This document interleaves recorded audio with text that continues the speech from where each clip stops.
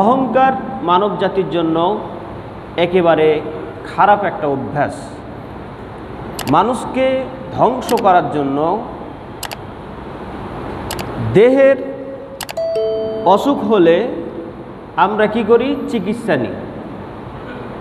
চিকিৎসার মাধ্যমে সেই অসুস্থতাটা বা রোগটা দূরীভূত করার চেষ্টা করি, কিন্তু অন্তরের যে রোগ, এই অহংকারটা হচ্ছে অন্তরের রোগ। এই রোগটাকে দূর করার জন্য আমরা সেইভাবে পদক্ষেপ নিতেও পারি না, বা কোনো ডাক্তার আমরা কাছেও যাই না, বা এই ডাক্তারও আমরা খুঁজে পাই না। তা আজকের বিষয়টা হচ্ছে আমরা কিভাবে সেই অহংকার থেকে, যে অহংকারের ফলে নবী করিম সাল্লাল্লাহু আলাইহি সাল্লাম বলছেন, যার অন্তরের মাঝে সামান্যতম অহংকার থাকবে সে কখনো জান্নাতে যেতে পারবে না। সোজা কথা। এজন্য আমরা সবাই চাই যে যাতে করে আমাদের ভিতরে অহংকার যেন না থাকে। এজন্য আমরা যারা আসতে পেরেছি, আল্লাহ যেন আমাদের সকলকে মনোযোগ সহকারে কথাগুলি শোনার, বাকি জীবন যেন আমল করার আল্লাহ সেই তৌফিক তুমি আমাদেরকে সকলকে দান করুন। আমরা সবাই বলি আল্লাহুম্মা আমিন। অহংকার সর্বপ্রথম যে উপায়টি, সেটা হচ্ছে নিজের সৃষ্টি ও মৃত্যুর কথা সর্বদা স্মরণ করা। আমি কি? আমি কোথা থেকে আসলাম? গোটা বিশ্বের দিকে একবার তাকিয়ে দেখেন। এই যে পৃথিবীটা আল্লাহ আমাদেরকে দিয়েছেন, এই পৃথিবীর বয়সটা কত? মিলিয়ন মিলিয়ন বছর কেটে গেছে সময়। তার মধ্যে সূর্য রয়েছে, সূর্যের চাইতে পৃথিবী অনেক ছোট।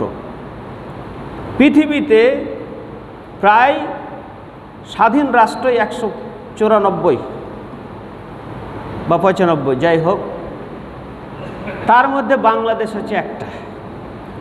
বাংলাদেশে 64টা জেলা, তার মধ্যে চাঁপাইনবাবগঞ্জ একটা। এর পরেও আমরা নিজেকে নিয়ে কখনো আমরা ভাবি না, তবে নিজেকে ভাবার কথা বলছেন।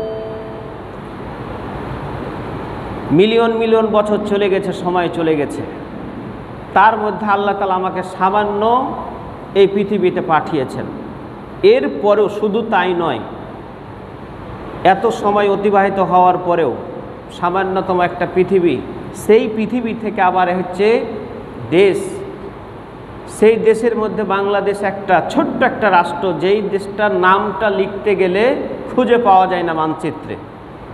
সেই দেশের মধ্যে আবার 64টা জেলা, সেই 64টা জেলার মধ্যে চাঁপাইনবাবগঞ্জ একটা। এর মাঝেও আবার হচ্ছে বিশ্ব রোড একটু সামান্য এলাকা। এর মাঝে হচ্ছে আমরা এই পৃথিবীতে রয়েছি। এর পরেও মহান আল্লাহ তাআলা যেই কথাটা স্মরণ করিয়ে দিচ্ছেন, আল্লাহ তাআলা বলেন, আওয়ালাম ইয়ারাল ইনসানু আন্না খালাকনাহু মিন নুতফাতিন ফাইদা হুয়া খাসীনুম মুবিন। আল্লাহ তাআলা বলছেন, তারা কি লক্ষ্য করে না, দেখে না যে আমি কিভাবে মানুষকে সৃষ্টি করেছি? আন্না খালাকনাহু মিন নুতফাতিন, আমি তাকে শুক্রবিন্দু হতে, মরা বীর্য শুক্র থেকে আমি তাকে সৃষ্টি করেছি। আমি ইচ্ছা করলে তাকে সেখানে মায়ের পেটেই আমি ধ্বংস করে দিতে পারতাম। সেই শুক্র সামান্য এক ফোঁটা, সেটা থেকে মানুষের সৃষ্টি। সেই সৃষ্টির মাঝেই আবার অহংকার। আল্লাহ ইচ্ছা করলে সেই দিনই আপনাকে শেষ করে দিতে পারতেন। এরপরে আল্লাহ তাআলা আরো বলেন, ফাইদা হুয়া খাসীনুম মুবিন, অথচ সে এখন হয়ে পড়েছে প্রকাশ্য বিতর্ককারী। এরপরে আল্লাহ তাআলা আরো বলেন, ওয়াদারাবা লানা মাসালান ওয়া নাসিয়া খালাকাহু ক্বালা মান ইউহয়িল ইযামা ওয়া হিয়া রামীম। এরপরে আল্লাহ তাআলা একটা উপমা পেশ করছেন। তিনি বলছেন যে মানুষ আমাকে ভুলে যায়। ছোট্ট একটা শুক্রবিন্দু থেকে আমি তাকে সৃষ্টি করলাম, এরপরে মহান আল্লাহ তাআলাকে মানুষ ভুলে যায়। এরপরেও মানুষ এই পৃথিবীতে জন্ম লাভ করে, করার পরে সামান্য আল্লাহ কিছুদিন সময় দেন। এই সামান্য কিছুদিন সময় হওয়ার পরে মানুষ হচ্ছে মৃত্যুবরণ করে। মৃত্যুর পরে কয়েকদিন কবরে থাকার পরেই তার হাড্ডি ছাড়া আর কিছু খুঁজে পাওয়া যায় না। তার কিছুদিন পরে হাড্ডিটাও খুঁজে পাওয়া যায় না। কিসের এত অহংকার? আল্লাহ তাআলা সে কথাটাই বলছেন, ক্বালা ইউহয়িহা লাযীনা আনসাহা আউয়ালা মাররাতিন ওয়া হুয়া বিকুল্লি খালকিন আলীম। তোমরা ভুলে যাচ্ছ পচা হাড্ডি সেখান থেকে মহান আল্লাহ তাআলা প্রথমবার যেটা সৃষ্টি করেছেন সেখান থেকে আবার তোমাদেরকে পুনরুজ্জীবিত করতে পারবেন। তোমাদের অহংকারের কিছুই নেই। মনে করবা যে আমি পচে গেলাম, সরে গেলাম, সব কিছু হয়ে গেল, আমার শেষ হয়ে গেল, এটা তোমরা কখনোই ভাবিও না। সূরা হচ্ছে ইয়াসিন 36 নম্বর সূরা, আয়াত নম্বর হচ্ছে 77, 78, 79, তিনটা আয়াত এখানে উল্লেখ করা হয়েছে। তাহলে আমাদেরকে স্মরণ করে দিচ্ছেন আমরা কিছুই না। মহান আল্লাহ তাআলা এই পৃথিবীতে সামান্য কয়েকদিনের জন্য আমাদেরকে পাঠিয়েছেন। তাই অহংকার থেকে যদি আমরা বাঁচতে চাই তাহলে আমাদেরকে একটা কথায় স্মরণ রাখতে হবে, আমি নিজে কি ছিলাম, কি থেকে আমাকে সৃষ্টি করা হয়েছে। আমরা পৃথিবীর মাঝে বসবাস করছি, সেই পৃথিবী একটা সামান্যর মাঝে আবার কত ছোট্ট ছোট্ট বিন্দু হচ্ছে তৈরি হচ্ছে। বিজ্ঞান নিয়ে চর্চা করলে আমরা অনেক কিছু আরও জানতে পারব।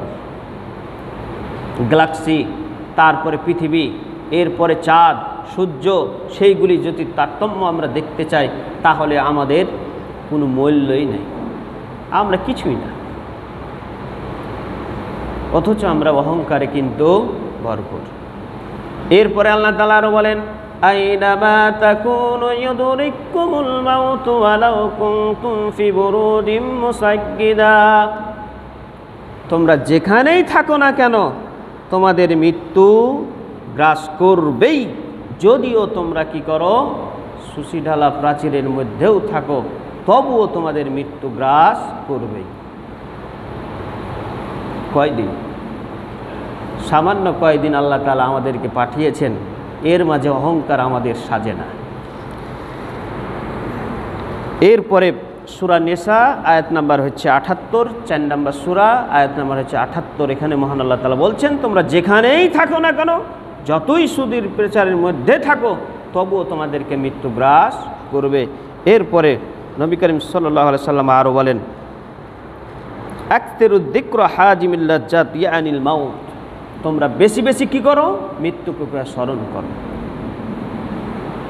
তোমরা বেশি বেশি মৃত্যুকে স্মরণ করো।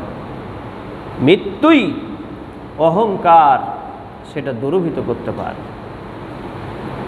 আরও যে কাজটি করতে হবে, গভীর রাত্রে আপনি একবার চিন্তা করবেন, ঘুম ভেঙেছে চিন্তা করবেন, ছাদের ওপরে গিয়ে চিন্তা করবেন যে আজকে আমার মতো আরও অনেক মানুষ চলে গেছে। আজকে আমি এই সময়তে কথা বলছি, কিছুক্ষণ পরে আমি বেঁচে থাকবো কিনা এর কোনো গ্যারেন্টি নেই। কিসের এত অহংকার? এই চিন্তাগুলো করতে হবে। কবরের কাছে গিয়ে যাবেন, কবরের কাছে গিয়ে চিন্তা করবেন যে আমার চাইতে ক্ষমতাধর ব্যক্তি, বড় বড় যারা ক্ষমতা ছিল, যাদের সমাজ রাষ্ট্র যাদের কথায় উঠত বসত, তারা আজকে শুয়ে রয়েছে, আমি তাদের তুলনায় কি? এমনি অহংকার দূরীভূত হবে না, কাজগুলি করতে হবে, উপায়গুলি অবলম্বন করতে হবে, তাহলেই আপনার মাঝ থেকে অহংকার দূরীভূত হবে, অন্যথায় হবে না। এই জন্য তো নবী করিম সাল্লাল্লাহু আলাইহি সাল্লাম বলছেন, তোমরা কি করো, বেশি বেশি মৃত্যুকে স্মরণ করো, তাহলেই তোমার অহংকার দূরীভূত করা সম্ভব।